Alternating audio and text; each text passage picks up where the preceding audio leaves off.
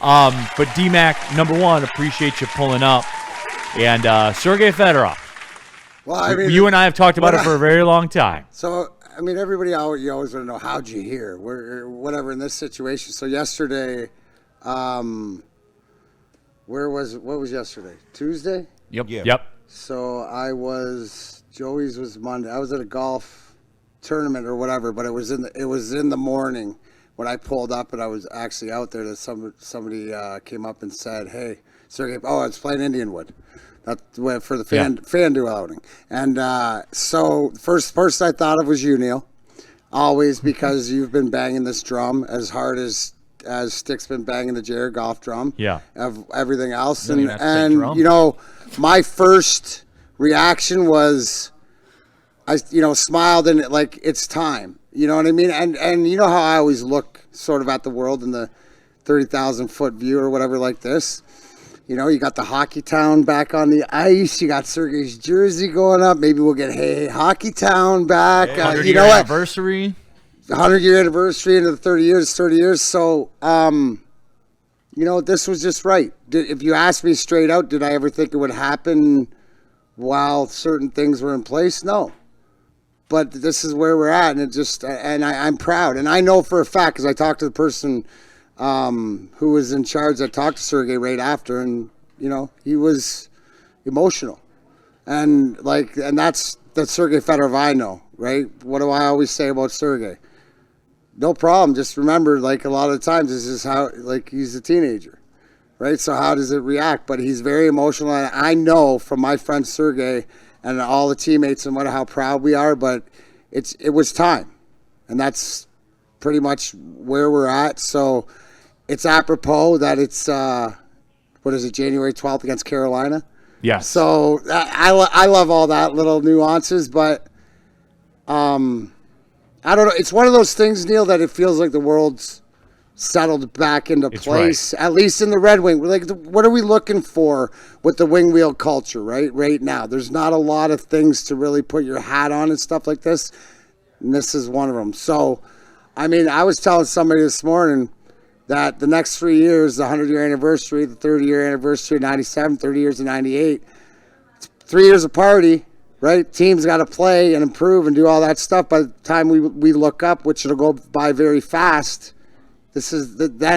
expectations is that we should be in the hunt and the conversation of being one of those playoff teams that can win the cup. So I couldn't be happier for my friend, for my teammate, for somebody that is one of the best to ever do it. And I know that it means a lot to him too.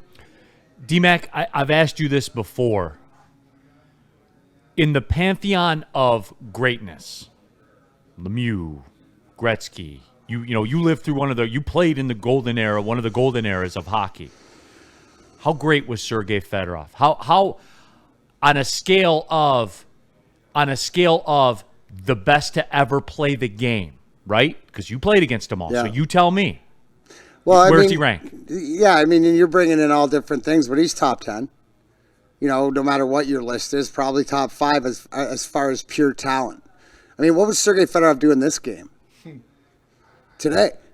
You know what I mean? He was whatever you want. You remember he played defense and won a cup. He utterly changed like the two-way. I don't think he gets the respect of the two-way player. I mean, my first year was the year Stevie got hurt, and Sergei, until he got concussed, in Vancouver and stuff like this, was the greatest player in the world.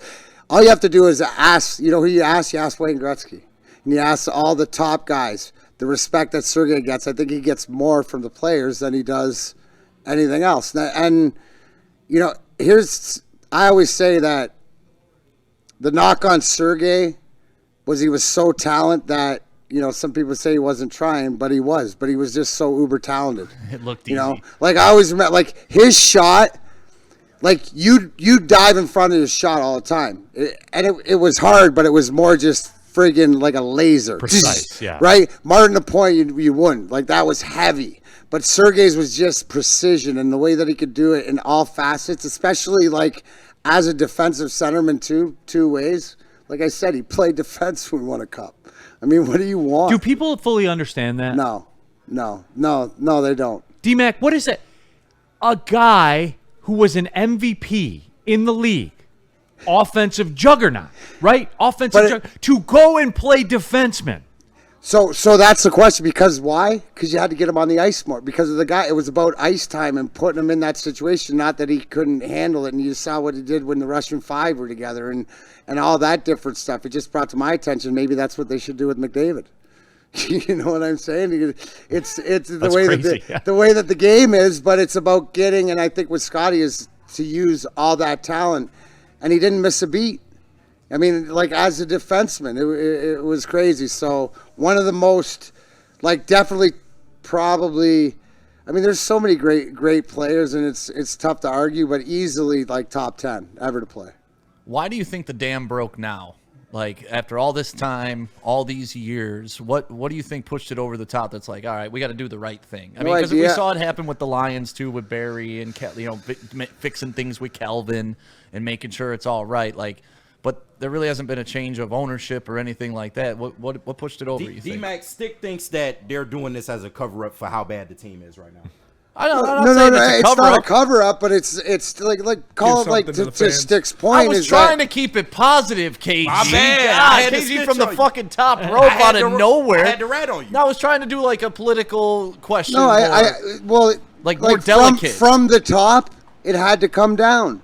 So obviously, I mean, we all change. I mean, you're sitting here talking to the guy that, you know, sort of made amends or brought to light the greatest villain in the league. You know what I look at it more along the lines of having to sit down with Lemieux and getting the whole thing. So I think it's just maybe time. And I'm not saying that, Stick, you're not out of line, saying that let's focus on something else. You want to do something great in the 100-year anniversary of the team, go retire one of the greatest players ever to play for you. That might have been, you know, but that's sort of a question that I think needs to be answered, and not by me. So, you know, like, so. But you're here, so you know. I don't know what changed. I think everything. Just the state of everything else, and no better time than the present. I think more so the 100 years had more to do with it. I mean, that makes sense. A celebratory year. We got something on the back burner that an ace in our pocket that we can whip out. You just lost another guy in Alex. You know what I mean? It's not like, if we're talking about the culture and like who's a huge part of this culture, Sergei Fedorov. D-Mac, let me ask you this, man. Later on, after he left Detroit and went to Anaheim and obviously with Columbus and Washington and all that stuff, when he would come back to JLA and you would play against him, was there a part of you that it kind of hurt your heart a little bit because fans would boo him and stuff like that? You remember those times when he would come back? No, I think it's just, you know, it's the emotion of being hurt and not understanding the whole story and stuff. But as us players, it was sort of the way that it had gotten. But Sergei needed to go. Sergei's LA.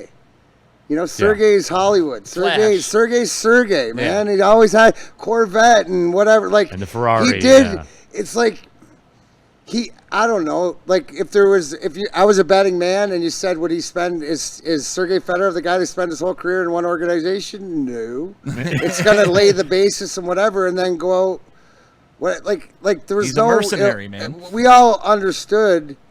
You know the growth of different things, and you lose it. So I just think that the way that it went down, because it felt like betrayal. Because when you bring the money into it and the contract and all that different stuff, and I don't think it was just the fans. It was a lot of people felt that way. Because look at the story of the defection. So that's got to be, when you're all that going through, you have an investment, and I know that it's not a secret that was the thing that broke Mr. Illich's heart, was Sergei leaving, because, he loved him like a son. What do you think the team reception is going to be at the retirement ceremony? Is everybody showing up? Where we're at, what? Is you're going, Stevie's going to be there, guys, obviously, like the whole damn championship squad. Everybody be lined up. Okay. To come back and give him his flowers, as he deserves. How did he fit? How did Sergei fit with the team? Not on the ice. I'm talking about, like, locker room and things like that. Like you always talk about, there was like a hierarchy of the locker room. Sergei was Sergei. And I knew you were going to say that. Yeah. So yeah, and you understood that, and sort of like, but I mean, like there was, you know, with the Russian fives and stuff, but like that's why like we said Doug Brown's the sixth Russian, Brownov, you know, because him and Sergei were really tight. And no, seriously, he's like Pete Best of the Beatles. Yeah. You know, like, but no, we all have a great, like a different relationship. Like with me, dude, Sergei Fedorov was the one in my first year, I think first month, the team took me to Kobo to see Meat Puppets, Stone Temple Pilots, and introduced me to After Hours clubs. Like, so dude, he was my hook. Remember the name of the After Hours? It was the one just south of the Donut Girls on Woodward. Right. Oh, Numbers. Numbers. That's Yeah. it. Yeah. And no, so he was my hook to the underground scene, and you know, maybe some of the other establishments in the city, but we all had a good relationship. Like I'd say, great relationship. Those Fedorov brothers. If you understood him, like I said, right, dude, it's just like, you know, Sergei was Sergei, and you had to. I mean, you know, everybody's different, you know, like, and the one thing is it's talent, whatever, but to me, Sergei Fedorov, we relate the same, where hockey is what we did, but it's not who we are. What was his and Yzerman's relationship like? Because Yzerman's the pure leader in the locker room, but Sergei's arguably the most talented in the locker room. How did that dynamic work? I thought it was great, because it sort of worked. Like, here, I tell a story all the time, right? Sergei's the type of guy that if whatever, he looks around the room and he goes, oh man, look at all these great players in here. They don't need me, right? And stuff like that, until we go, yo, bro, Serge, a little help over here? You're like, me? Oh, you guys need me? Oh, okay, guys. You know, and he get like excited. It was, and then he'd skate through the team and score. And 5 then he goals. go like put the team on his back for the Washington series in '98 and stuff. Like it was more of that sort of looking around. But I think him and Stevie had, you know, like that relationship where he understood, because Stevie was the first one to understand that our success, like, it didn't go through him; it went through Sergei. You know, and that Russian five, like you understand that. Like, that's why I always preach that Larkin needs his Yzerman, or not Larkin needs his Fedorov. Right. You know what I'm saying? He can only do so much. Like, we'll solidify that, and I think the one thing about Sergei is like the competitiveness too, is that you don't get, like, when it's on the line, like takeover. I remember the best, like that Washington series when we won in '98, right? And the guys were spent, and that was a blessing in disguise that he didn't come back because he was fresh. And he just, like, especially game 3, he just friggin' in Washington, he just friggin' carried on his back one-on-one goal. Like, it was unbelievable.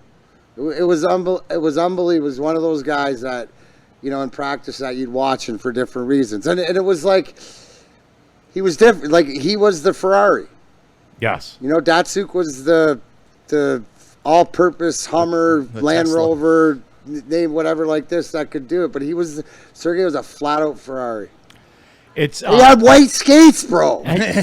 You gotta be. They don't just give you anybody white skates. I tried to get them. That was a joke. They're like, here's some off-white skates. Off-white skates. The vanilla skates. D-Mac here in the studio with us, and we're talking Sergei Fedorov here for a couple more minutes before we let D-Mac get on his way. Very, very kind of him to roll by. This was big for me because I wanted to talk about. Thought of you the most, yeah, right? Because you've always been the Sergei.